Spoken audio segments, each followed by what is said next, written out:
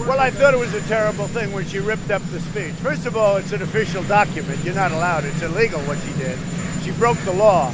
But I haven't been asked the question other than a lot of people that viewed it. They couldn't believe that she did it.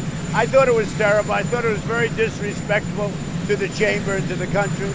And, you know, look, I got very high marks on the speech, and I didn't know she did it until I was walking out, and some of the congressmen and women were saying, "Can you believe what she did?" But I didn't know she did.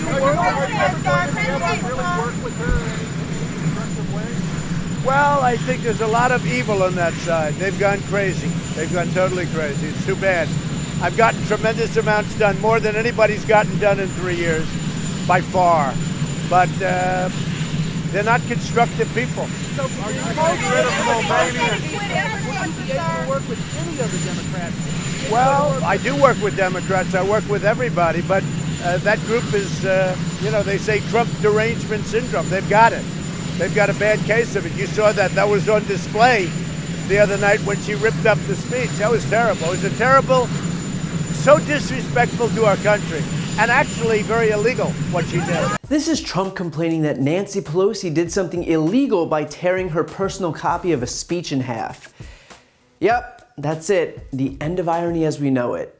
Been a good run. Now, I'll get to the legality of Pelosi's actions in a moment, but first, I feel like the most important point to hit on here is this. Is Donald J. Trump, of all people on the face of this planet, actually trying to condemn someone else for doing something illegal? Donald Trump?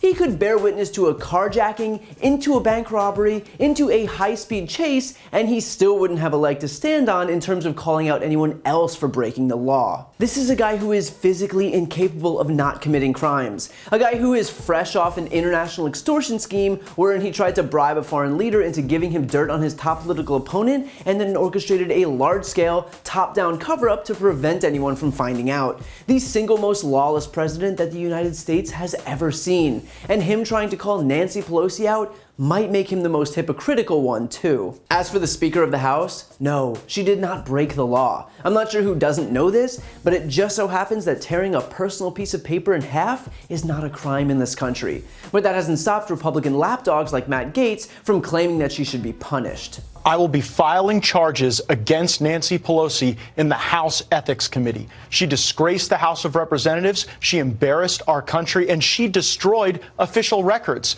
The law does not allow the Speaker of the House to destroy the records of the House, and the rules of the House do not permit some little temper tantrum just because you don't like what the President of the United States says. Gaetz has called for Pelosi to be referred to the Justice Department for a criminal investigation, citing a law that makes it a crime for anyone having custody of certain federal records to mutilate, obliterate, or destroy them. Only this wasn't a federal record, it was a personal copy of a speech. She could use it as paper mache, and it wouldn't be any more of a crime than waving hello to her neighbor in the morning.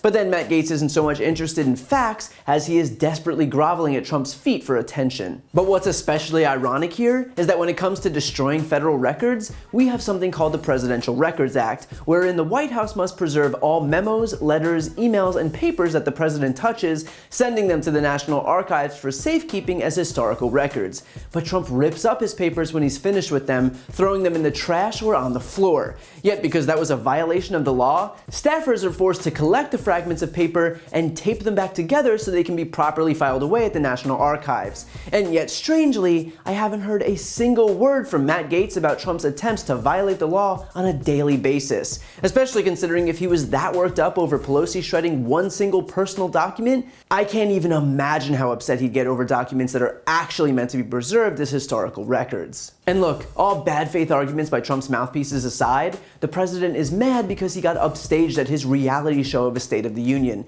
That's it. He was outmaneuvered on national television, the only platform he actually cares about. Just like last year when Pelosi's clap stole the headlines.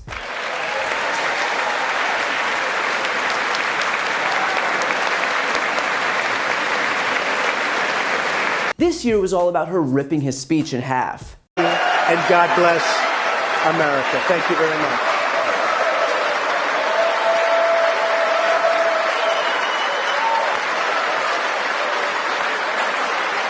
Granted, while Republicans' heads are exploding over this, it's probably important to remember that the entire event began as Trump snubbed Pelosi when she offered him a handshake.